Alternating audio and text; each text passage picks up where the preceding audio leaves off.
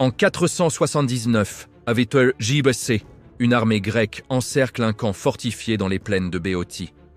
À l'intérieur, des milliers de soldats perses, vaincus, sans défense, attendent. Ce qui s'est passé ensuite n'était pas une bataille. Les combats étaient terminés. C'était quelque chose de tout autre. Les cours d'histoire vous parlent des 300 Spartiates des Thermopyles, du dernier combat héroïque, du noble sacrifice. Ils ne vous apprennent pas ce qui est arrivé 11 mois plus tard, lorsque 10 000 Spartiates revinrent avec la plus grande armée grecque jamais rassemblée. Ils n'expliquent pas ce que signifiait la vengeance dans le monde antique.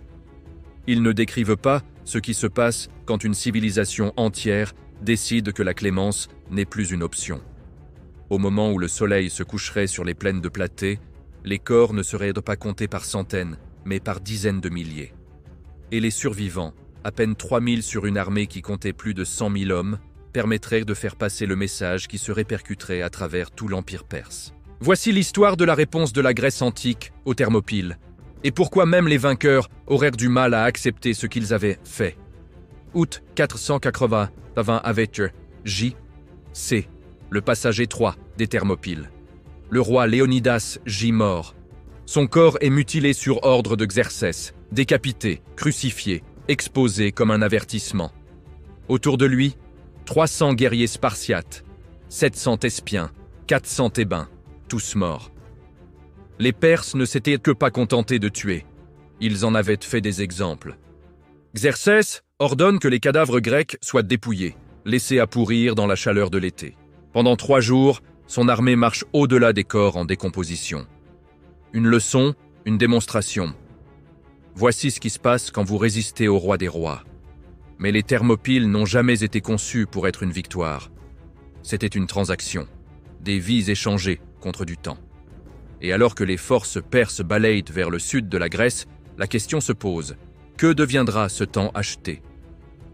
Septembre 480, avec JMC Mardonius, le général le plus digne de confiance de Xerxès, dirige l'armée perse à travers la Grèce centrale. Ville par ville, l'avancée se poursuit. Thespie est réduite en cendres, chaque bâtiment, chaque temple. La population s'est enfuie, mais leurs maisons sont réduites en cendres et décombres.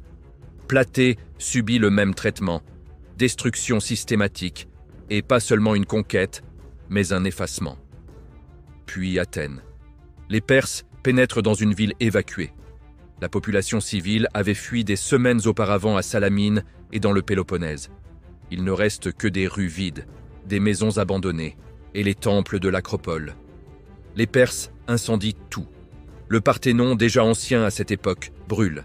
Le temple d'Athénapolias, abritant des reliques sacrées datant de plusieurs siècles, est détruit. Les incendies brûlent pendant des jours. Quand ils finissent par mourir, Athènes n'existe plus que comme un souvenir brûlé au sommet d'une colline. Ce n'était pas seulement de la guerre, c'était une destruction culturelle systématique. Les Perses effaçaient la Grèce de la surface de la terre. Mais ensuite, Salamine. Dans l'étroit détroit entre le continent et l'île, la marine grecque tend son piège. La flotte perse, massive et confiante, se trouve incapable de manœuvrer dans les eaux confinées. Les trières grecques éperonnent, abordent et coulent, navire après navire. Au coucher du soleil, la suprématie navale perse est anéantie. Xerxès observe depuis un trône doré sur le rivage, alors que ses plans d'invasion se dissolvent dans le feu et le siège. En quelques jours, il prend sa décision, se replier en Perse avec la moitié de l'armée. Que Mardonius achève cela avec le reste. Le message est clair. Cette guerre devrait déjà être terminée. Finissez-la. Hiver 480 à 479 avec J.C. Mardonius retire son armée en Thessalie et en Macédoine. Le nord de la Grèce est déjà sous contrôle perse. Sa force compte encore plus de 100 000 fantassins perses, de la cavalerie et surtout des alliés grecs. Thébains, Thessaliens, Macédoniens, des villes et régions qui ont choisi de se soumettre plutôt que de résister. À Sparte, l'hiver passe différemment. Pausanias, neveu du défunt Léonidas, est nommé régent. Il est jeune et inexpérimenté dans le commandement majeur, mais porte le poids de la mort de son oncle. Autour de lui, l'assemblée spartiate débat. Certains prônent la prudence, D'autres exigent une action immédiate. Mais il existe une troisième option, jamais évoquée à haute voix et pourtant présente dans chaque discussion. À quel genre de victoire nous préparons-nous? Car au printemps, il est clair que cette guerre est devenue plus que de la simple survie. Les Grecs ont tenu bon. Ils ont gagné à Salamine. Maintenant, ils ont le choix concernant la suite. Printemps 479 avait J.C. Mardonius tente d'abord la voie diplomatique. Il envoie Alexandre Ier de Macédoine, un Grec techniquement, bien que soumis à l'autorité perse, à Athènes avec une offre. L'offre est avantageuse, les conditions sont presque trop généreuses. Reconstruction complète d'Athènes, hors Perse pour tout rebâtir, chaque temple, chaque foyer, expansion territoriale, terrain supplémentaire, statut commercial favorable, autonomie au sein de l'Empire perse. Autonomie. Tant qu'Athènes reconnaît la suprématie perse, il leur suffit d'abandonner l'alliance grecque. L'assemblée athénienne se réunit dans son refuge temporaire sur l'île de Salamine. Ils vivent dans des tentes et des maisons réquisitionnées. Leur ville est en ruine de l'autre côté de l'eau. Tout ce qu'ils possédaient est cendre. L'offre perse résoudrait chaque problème immédiat auquel ils sont confrontés. Refus. Les ambassadeurs spartiates présents lors de la réunion rapportent que les Athéniens n'ont pas seulement décliné, ils ont menacé d'exécuter quiconque suggérait d'accepter. Un conseiller s'est exprimé en faveur de l'offre. Il a été lapidé par la foule. Sa femme et ses enfants ont été tués par des Athéniennes qui les traînaient hors de leur domicile. Le message est envoyé à Mardonius. Il n'y aura pas de négociation. Mardonius réagit par l'action. Son armée retourne à Athènes, toujours abandonnée, toujours vide. Ce que la première vague a laissé partiellement debout, cette deuxième vague de destruction l'achève. Les bâtiments qui ont survécu aux premières flammes sont systématiquement démolis. Les puits sont remplis de gravats.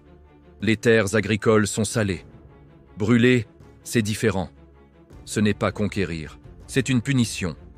Quand les Perses se retirent à nouveau, Athènes n'existe plus que comme pierres et cendres éparses. 2 destructions complètes en moins d'1 an.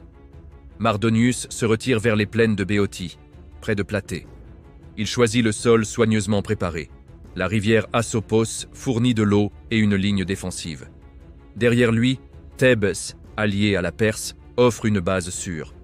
Plus important encore, les plaines plates favorisent sa cavalerie, le plus grand avantage de l'armée perse. Il construit un camp fortifié avec des murs en bois, des positions défensives et des réserves d'approvisionnement. Puis il attend.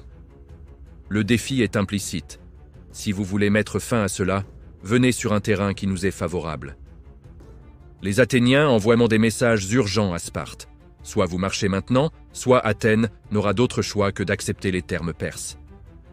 Pendant des semaines, Sparte hésite. L'isthme de Corinthe est fortifié. Le Péloponnèse est défendable. Pourquoi prendre des risques? Pourquoi tout jouer en bataille rangée? Mais alors, Pausanias passe à l'action. Il mobilise non seulement l'armée de Sparte, mais l'ensemble de la puissance militaire de la Ligue du Péloponnèse. 5000 hoplites spartiates, la levée complète, chaque citoyen spartiate valide. 5000 périèques, habitants libres du territoire contrôlé par les Spartiates. 35 000 ilotes, armés comme infanterie légère, un nombre sans précédent de ces travailleurs semi-esclaves mobilisés pour le combat. Les Spartiates marchent vers le nord, ralliant des alliés dans chaque ville. Corinthe, Mégare, Sicyone, Épidore, Trézène. Les Athéniens se joignent à eux depuis Salamine avec 8000 hoplites, la totalité de ce qu'il reste de leur force militaire. Au moment où l'armée grecque combinée atteint les collines, surplombant le camp perse, elle compte près de 110 000 hommes. C'est la plus grande armée grecque jamais rassemblée dans l'histoire écrite. Les Grecs prennent position sur les pentes du mont Cithéron, surplombant la plaine là où Mardonius attend. Pour tous ceux qui comprennent la guerre antique, la situation tactique est immédiatement claire. Les Grecs occupent une position dominante. Leurs phalanges d'hoplites, boucliers imbriqués et longues lances, sont dévastatrices en combat frontal, mais exigent un appui solide. Les pentes leur offrent cela, plus l'avantage de dévaler la pente. Les Perses contrôlent la plaine. Leur cavalerie peut se déplacer librement sur terrain plat. Les archers peuvent faire pleuvoir des volées de flèches, mais avancer en montée vers une phalange serait suicidaire. Aucun des deux camps ne peut attaquer sans céder l'avantage. Alors ils attendent. Troisième jour de l'impasse. La cavalerie perse en reconnaissance s'approche trop des positions grecques. Une unité d'hoplites athéniens, soutenue par des archers, les affronte dans les contreforts. Les combats sont chaotiques. La cavalerie fait volte-face.